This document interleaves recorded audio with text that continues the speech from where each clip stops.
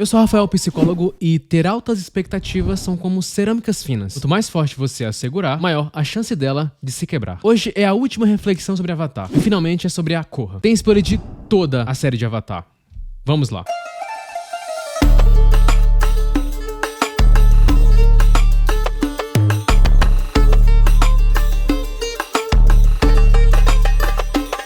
Entrando nesse mundo de Avatar por 2 meses, eu percebi de fato como a lenda de Korra é tratada como uma série inferior à primeira. E tem muitos mecanismos psicológicos aí incluídos, principalmente na questão de vieses. E eu também acho a versão da lenda de Aang melhor, só que não em tudo. E com isso, a personagem principal, a Korra, sofre muita rejeição justamente por sua comparação com Aang. Os dois passam por muitas situações semelhantes, porém são personagens bem diferentes. E é justamente nas diferenças que fazem os dois serem protagonistas, onde as pessoas têm visões tão distintas sobre. Aang parece ser muito mais respeitado que a Korra. Um dos motivos é que ele é a imagem da história de Avatar. Podemos imaginar essa série sem a Korra, mas sem o Aang é impossível. Porém, os dois são faces de contextos distintos e de épocas distintas. E por isso que a comparação equivalente pode não fazer muito sentido. A protagonista da continuação de Avatar, de certa forma, encara mais desafios, mais inimigos, justamente pela grande quantidade de vilões e conflitos de guerra que ela precisa confrontar. E mais difícil ainda, Korra precisa lidar com um grande conflito interno que ela tem ao longo da história, às vezes muito provocado por ela mesma, junto com sua maneira de lidar com o mundo e consigo mesma. Eu gosto muito mais do Aang, me sinto muito mais identificado com ele do que com a Korra, justamente porque a Korra procura uma espécie de caos maior que eu não gosto muito. Mas o ponto é que é sempre interessante ver personagens que são bem distintos da gente. Eu mesmo gosto muito. O mais interessante em toda essa jornada é ver justamente ela enfrentando esse caos. Tanto o caos do mundo ao redor dela, tanto o caos que ela tem nela mesma. Korra precisa, em diversas vezes na série, encontrar a paz dentro de si mesma, ao mesmo tempo que tenta encontrar um jeito de trazer paz ao mundo. É uma situação bem complexa em si para a personagem.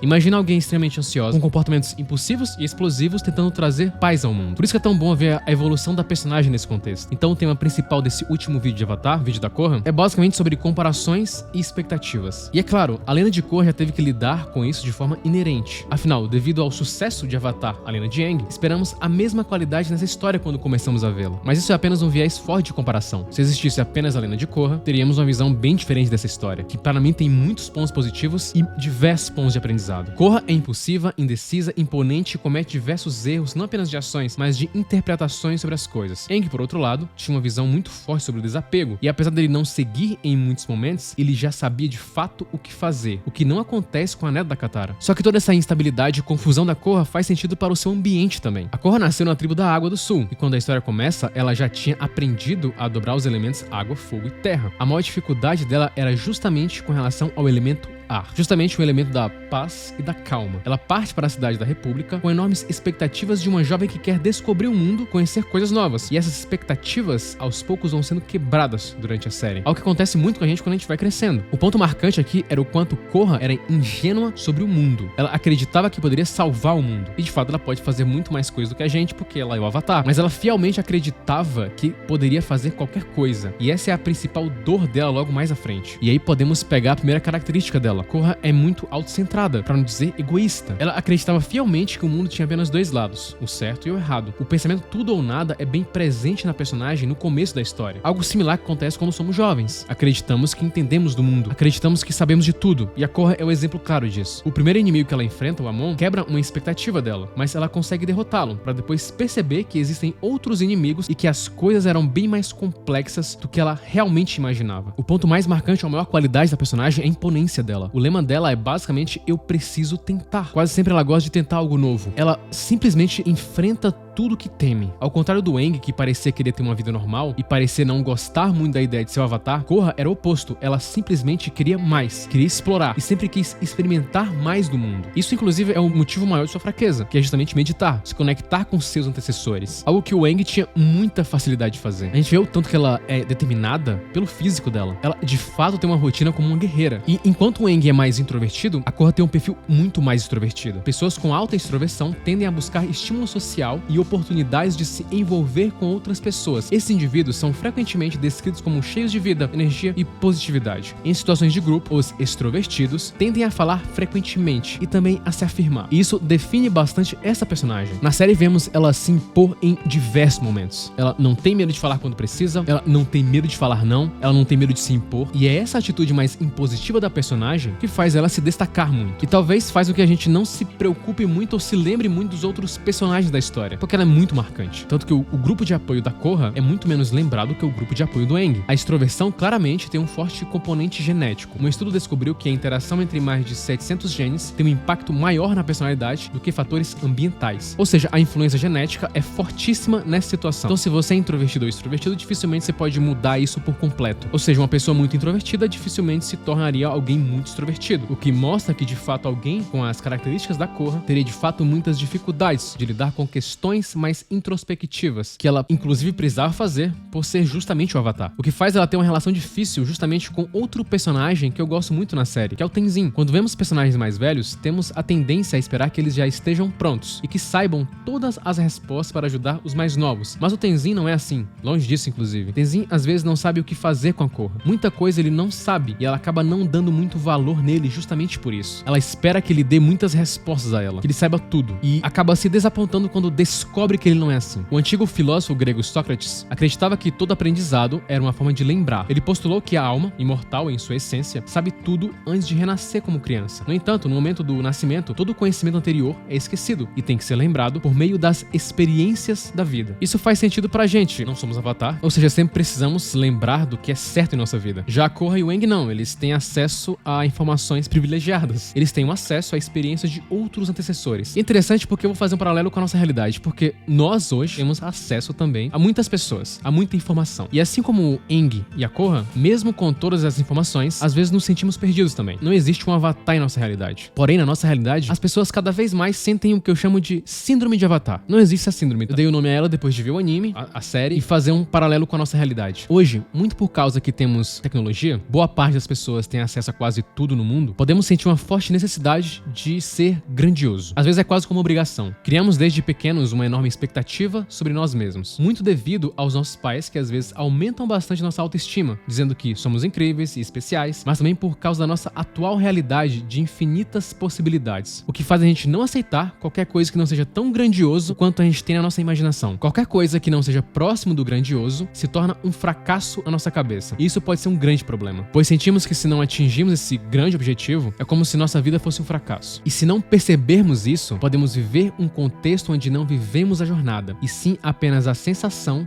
do topo da montanha. E essa sensação do topo da montanha, quando você chega lá, e você pode me confirmar isso quando você consegue uma grande coisa, é uma sensação muito breve. Se você já passou por isso, vai entender um pouco a Korra e toda a ansiedade que essa personagem sofre na série. Ao contrário de Aang, Korra não quer ser apenas uma garota comum, ela quer causar uma mudança no mundo. Ela coloca uma grande expectativa sobre ela. Em estudos de comportamento humano, chamamos isso de lacuna da expectativa. E essa pode ser a fonte de sofrimento de muita gente. Estudos mostram que as pessoas são surpreendentemente ineptas em prever como se sentirão em várias situações. Por exemplo, um estudo descobriu que casais recém-casados tendem a estimar que seus níveis de felicidade aumentariam, ou pelo menos permaneceriam os mesmos, ao longo do período de 4 anos após o casamento. Só que na realidade, seus níveis de felicidade, na maioria dos casais, acaba tendo uma diminuição ao longo do tempo. E foi visto que até altas expectativas diminuem o nosso senso de gratidão. Um estudo descobriu que os participantes que foram expostos a um lembrete subliminar de riqueza passaram menos tempo saboreando uma barra de chocolate e demonstraram menos prazer com a experiência do que outros indivíduos que não foram lembrados da riqueza. E isso é algo que percebemos demais na Korra, que é uma personagem que não observa muito o que tem. No começo parece que ela não consegue encontrar paz em pequenos momentos. Ela sente que precisa causar um grande impacto no mundo, e ela paradoxalmente fica mais longe dessa paz à medida que ela fica obsessiva com isso. Quanto mais ela se preocupa com isso, menos em paz ela consegue ficar consigo mesma. Um estudo do neurocientista Robert Rutledge mostra que as baixas expectativas podem ser um forte preditor de sucesso na vida. Como ele diz, a felicidade não depende do quão bem as coisas estão indo, mas se as coisas estão indo melhor ou pior do que o esperado. Então a Korra sempre esperou muito de si mesma, e as pessoas que ela vai encontrando no decorrer da história vão depositando também muita expectativa nela, o que primeiro cria uma grande motivação nela,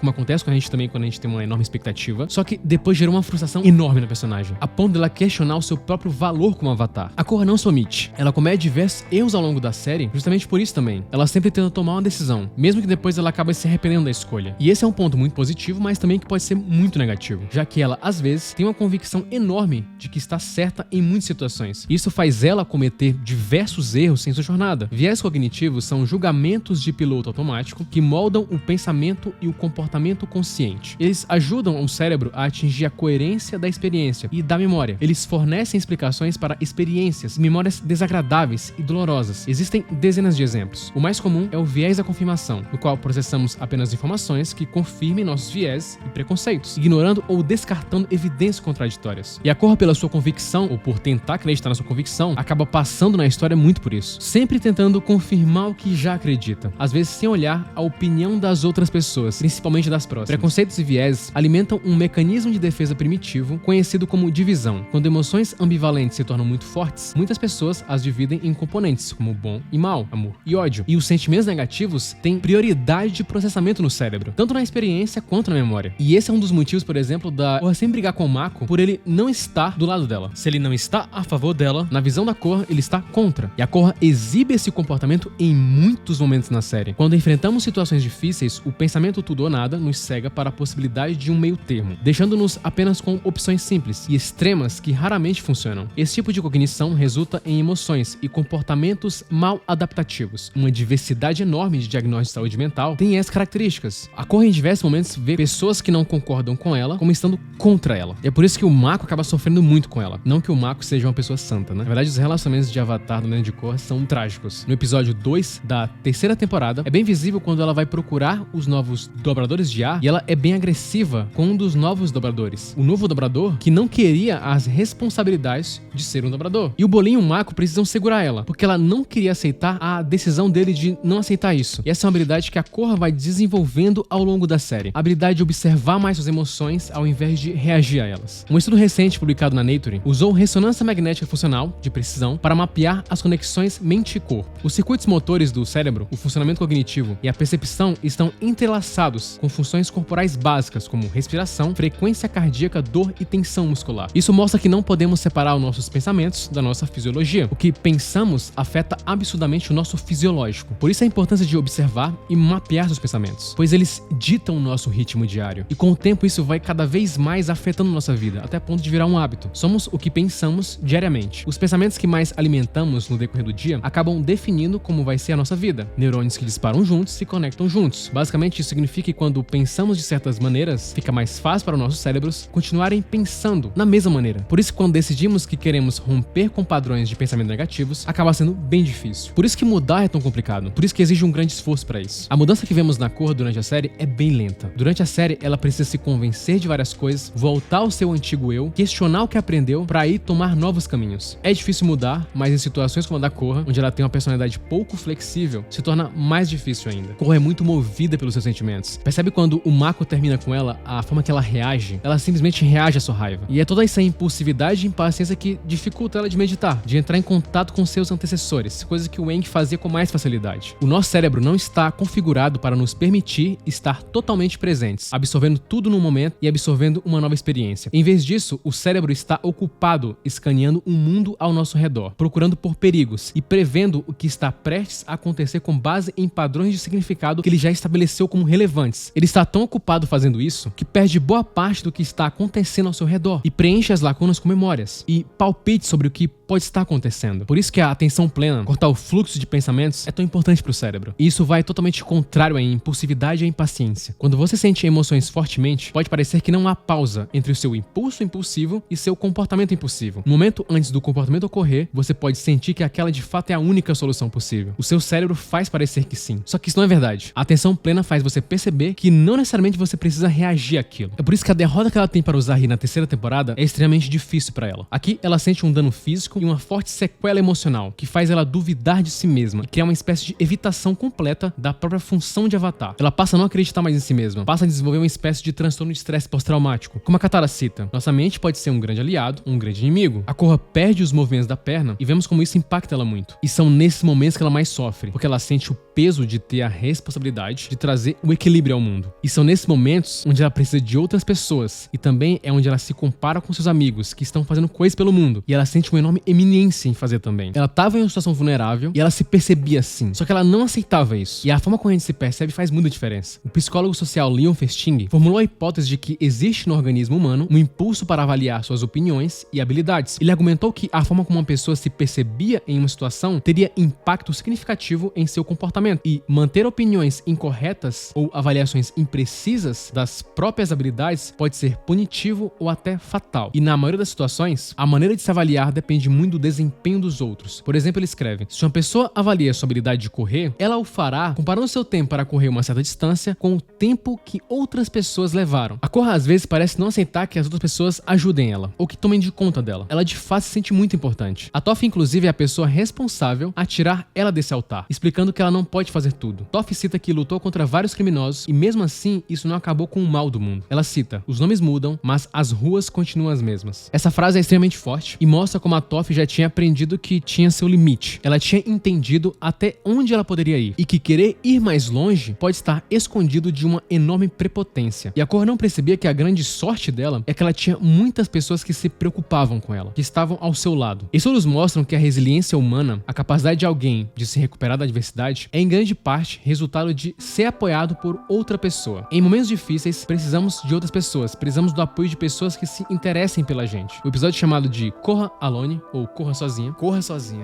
é para mostrar exatamente isso, como essa personagem se sentia solitária e como ela de certa forma provocava essa dinâmica. Em cada temporada, em cada batalha, ela acaba enfrentando algo que a traumatiza. Toph cita ela que para ela derrotar os novos inimigos, ela teria que deixar para trás os antigos inimigos. E que não era apenas os seus inimigos de fato, mas sim o seu próprio eu, a sua própria versão que tinha sofrido tudo isso. A evolução final da personagem é algo muito visível. Ela vai aprendendo a lutar as batalhas que ela precisa de fato enfrentar e não tenta apenas reagir a tudo que ela vê pela frente. Ela aceita que não sabe tudo e que suas emoções têm a função de informar ela sobre algo e não que ela precisa sempre reagir de acordo com elas. É nesse ponto que podemos ver a maturidade da personagem florescer, o que faz a Korra da primeira temporada ser muito diferente da Korra da última temporada. No final, ela de fato se torna uma personagem mais equilibrada com a filosofia dos 4 elementos. É interessante que vemos isso com mais clareza quando comparamos ela com a Kuvira. Quando as duas se encontram, você consegue ver também como a Korra era parecida com a Kuvira antes. Tio Iroh, pra variar, cita ela que não é porque ela é o Avatar que ela precisa ter todas as respostas. E para a gente é a mesma coisa. Não é porque nascemos nessa era que precisamos ser grandiosos e que qualquer coisa fora disso é um fracasso. Korra, na sua conversa com Zahir, aprende que precisava aceitar o que aconteceu com ela no passado e que isso não poderia mais ser alterado. Mas o fato dela não aceitar isso estava influenciando ela agora no presente. Depois dessa importante conversa com seu passado, Korra passa a se sentir mais pronta para seguir em frente e aceitar o que aconteceu com ela. Essa situação mostra como a personagem percebe que não precisa mais lutar contra tudo e como isso estava impactando tanto ela, onde isso ser sua maior fraqueza. Tanto na história de Aang quanto na história de Korra, fica claro o tanto que eles precisavam das pessoas ao redor. Nenhum deles teve que resolver e nem conseguiriam tudo sozinho. Após derrotar a Kuvira, Korra cita que não era muito diferente dela, que o eu dela antes também realizava ações sem pensar claramente nas consequências. A Kuvira e a Korra se conectavam e realizavam ações baseadas muito no medo. A Korra tinha o medo de não atingir as expectativas e ser uma falha, e a Kuvira tinha medo de não conseguir proteger sua nação, e os dois medos fizeram elas agirem de forma diferente do que elas de fato queriam fazer. Estudos mais recentes demonstraram que o medo também está associado ao maior pessimismo e sentimentos de imprevisibilidade sobre o futuro, bem como menores sentimentos de autocontrole. E desse medo acaba surgindo comportamentos para afastar esse medo, que podem ter consequências extremas, assim como aconteceu com a Kuvira. Na conversa final com o Tenzin, Korra mostra que precisava entender os outros lados e não apenas entender o seu próprio. E fica claro aqui como ela já não era mais a mesma de antes. A cena final dela indo para o mundo dos espíritos, relaxando depois de tudo, é a mostra que a Korra finalmente conseguiu encontrar uma paz, que ela não precisava estar mais o tempo todo correndo atrás de algo grandioso. É nesse momento que vemos a personagem se libertando de boa parte de suas expectativas, que tanto fizeram mal a ela. Observar a si mesmo, aceitar o que aconteceu, ao mesmo tempo planejando o que virá pela frente. São as melhores lições que eu consegui tirar de toda essa história. Crescemos com muitas expectativas, e quando não percebemos que vamos alcançar, podemos nos sentir muito mal, pois somos cegados por essa névoa, que impede que possamos ver algo além disso. Por isso, a importância de se observar e perceber que você não é definido pelo que esperam de você, e que existem diversas maneiras de seguir sua jornada nesse mundo. Por isso, observe bem aquilo que você espera de si mesmo, para que suas expectativas não roubem totalmente a sua realidade. Curta, se inscreva e compartilhe. É apenas o começo.